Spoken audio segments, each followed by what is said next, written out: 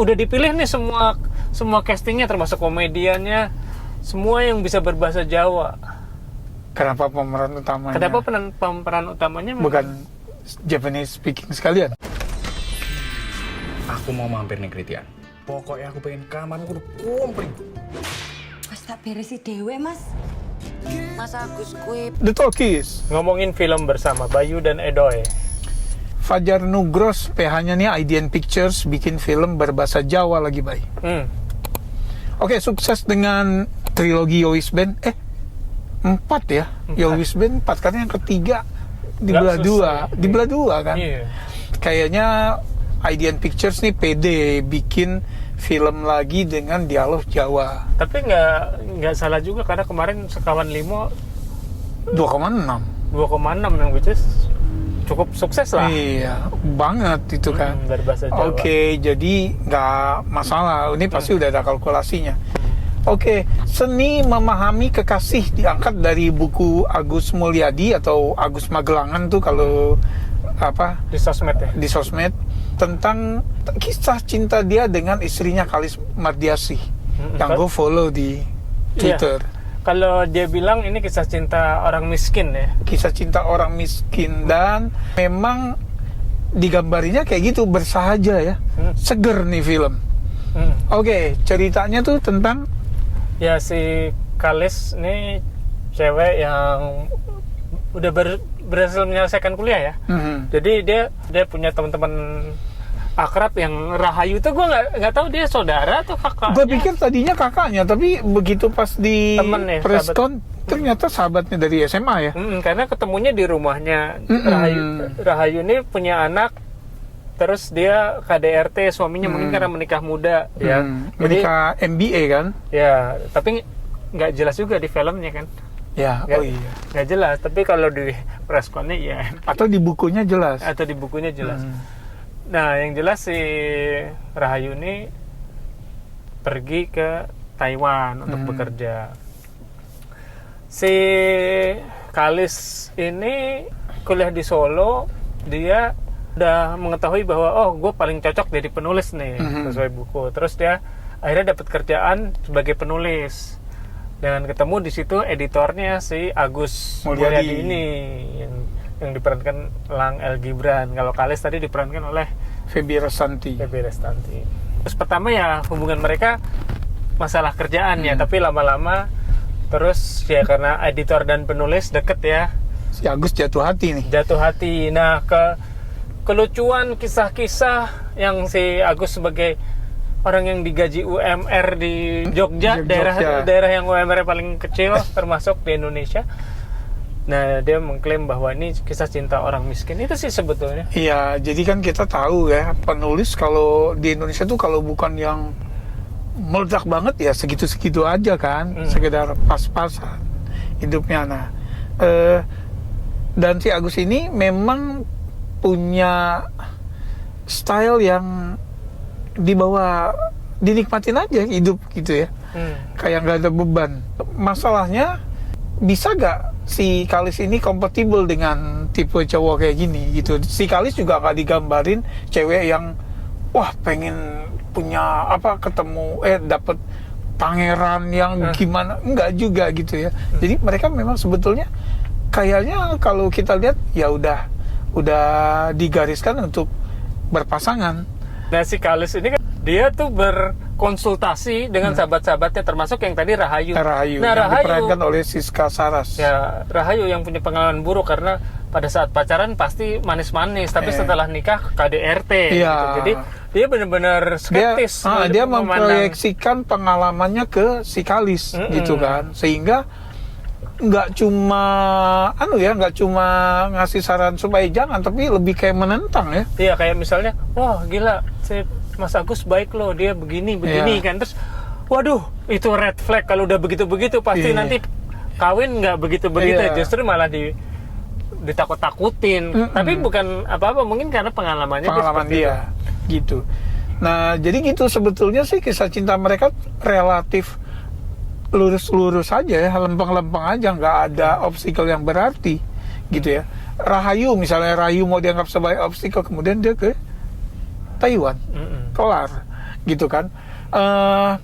Keluarga nggak ada yang menentang, ya gak, minat sama point of view mereka sama gitu, jadi nggak ada. Nah akhirnya dibikin yang anekdot gitu, bahwa si Agus sering iseng, jahil gitu, yang kayak gitu-gitu aja gitu Ya, loh. kisahnya karena si Agus juga awalnya mungkin dia dia udah dapet cewek, terus tapi sebenarnya nggak punya target untuk melangkah lebih jauh karena mungkin nggak punya keberanian, dalam artian duit gue masih segini. Nah itu dia, jadi ketika mereka mulai serius, si Agus tuh seperti dibenturkan pada realita bahwa lo siap gak ngasih makan anak orang gitu loh. Karena di satu percakapan sempet Kalis tuh nyinggung, wah kalau kita bisa beli mobil Fortuner misalnya kayak gitu ya. Nah mulai kesenggol tuh dia, bisa gak ya gue gitu loh. Tapi sebetulnya lebih suka Brio. Coba.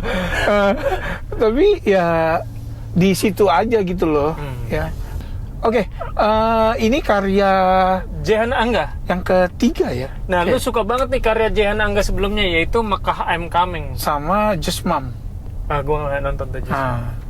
Ini lebih deket ke Mekah I'm Coming, dan gue tahu lo kurang suka Mekah I'm Coming. Gimana pendapat lo tentang film ini?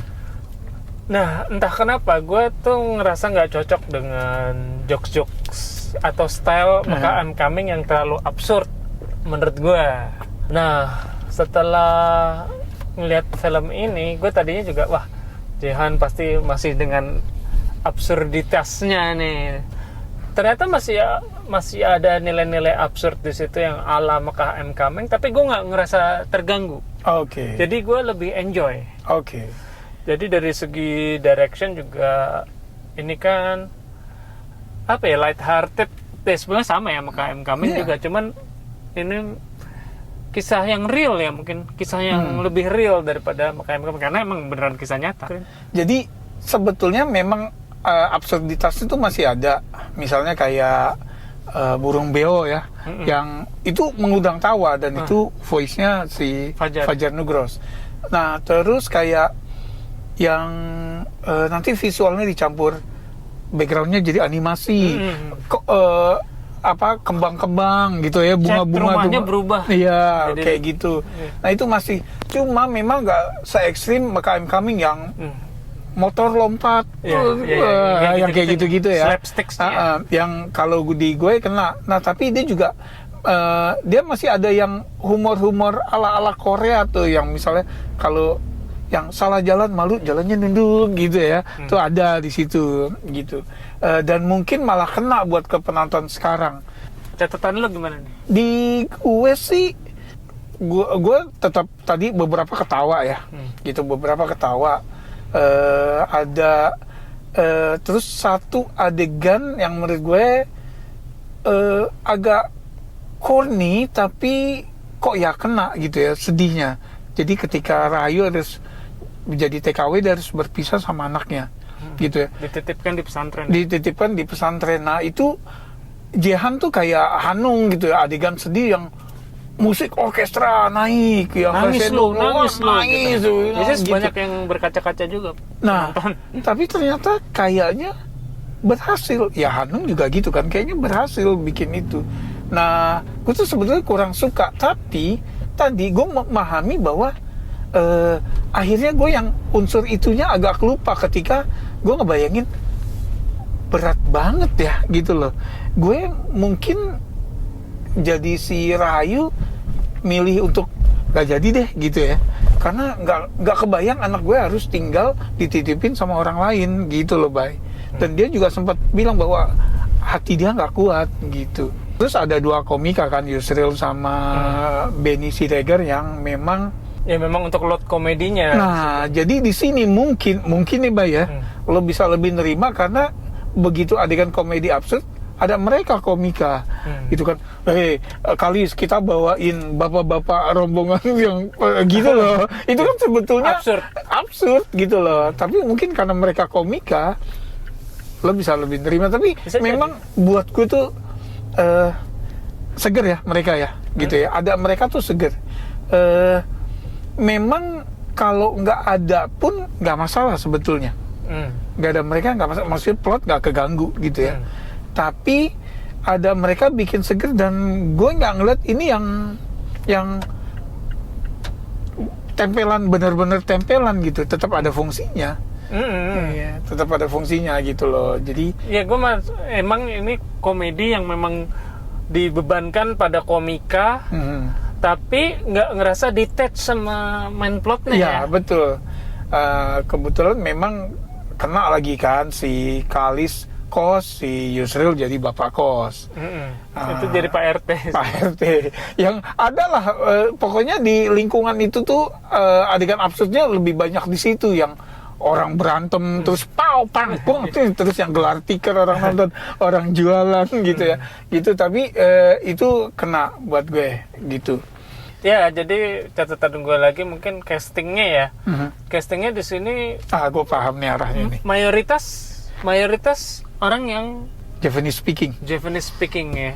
Jadi walaupun dari daerah-daerah yang berbeda, kita kan ngomongin Jawa Tengah ya, Jawa Tengah, Semarang, Jogja gitu kan. Solo. Ya Solo. Blora tuh mana? Blora Jawa Tengah, tapi lebih Mau ke timur. Mau ke timur. Nah, cuman dia masih kan Jawa Tengah. si Kalis kan di Blora kan. Ya, nah, jadi memang dipilih orang-orang yang berbahasa Jawa. Nah, tapi memang peran utamanya si Feby Restanti, gue sih apresiasi banget ya, karena namanya juga orang nggak bisa berbahasa Jawa. Sebenarnya bahasa Jawa tuh termasuk yang tersulit gitu. Bukan dalam artian kalau lo mencoba menirukan, lo akan akan berasa gitu. Akan berasa fake-nya. Nah, sementara dia memerankan orang yang asli Jawa. Gue memang bisa mendengar sedikit-sedikit yang agak nggak pas wagunya kalau orang Jawa bilang. Tapi overall sih gue cukup surprise sama kayak dia bener-bener pasti ngelatih aksen, intonasi, segala gimana cara ngucapinnya. Gue rasa sih cukup bagus ya. Cuman yang jadi pertanyaan gue, udah dipilih nih semua castingnya, termasuk komediannya, semua yang bisa berbahasa Jawa. Kenapa pemeran utamanya? Pemeran utamanya bukan Japanese speaking sekalian? Iya, kenapa nggak sekalian aja? Kan Elang udah beneran. Sementara si Kalisnya masih ya mungkin belum nemu yang ya. Atau memang yang lo justru poinnya ada yang lo sebutin tadi, bahwa siapa aja ya aktor atau aktris baik bisa meranin apa aja gitu loh. Dan ini pembuktian bahwa Feby itu bisa gitu. Apalagi lo bilang bahasa Jawa kan yang sulit ditaklukkan kan. Skor. Nah, gue surprisingly gue bisa enjoy ini. Gue ngerasain momen harunya, gue rasain. Momen lucunya gue dapet. Gue ketawa berapa kali. Terutama ya menurut gue berhasil si Yusril dan Benny di sini. Terus ada absurditas si Beo-nya itu juga. Termasuk cameo itu. Cameo Firsa Besari itu loh. Oh iya. Gitu, itu juga absurd tuh. Nah, gue kasih 7,9. Wis, gue tuh kadang suka heran orang yang ngasih 7,7, kenapa enggak? Karena gini atau belahannya di setengah gitu, 7,5, 8. Karena ini hampir 8. Oke. Deket banget gitu. Deket banget. Oke, gue juga lumayan suka film ini. 4,5. Gitu. Terus kan? Gue juga suka film ini, gue menikmati. Walaupun beberapa jokes itu dari setupnya udah ketahuan punchline-nya apa. Oh iya. Gitu ya. Aktor cilik itu bagus banget yang jadi anaknya. Nah, semoga dia dapat peran lebih banyak, bisa memperkaya hasanah sinema Indonesia. Gue ngasih 7,4. 7. Oke. Yang udah nonton, karena udah ada special screeningnya di Bay sebelum kita nonton, Bay. Beberapa ada teman gue juga yang udah nonton. Silakan tulis di komen gimana pendapatnya. Makasih udah mampir. Sampai ketemu di film berikutnya. Salam.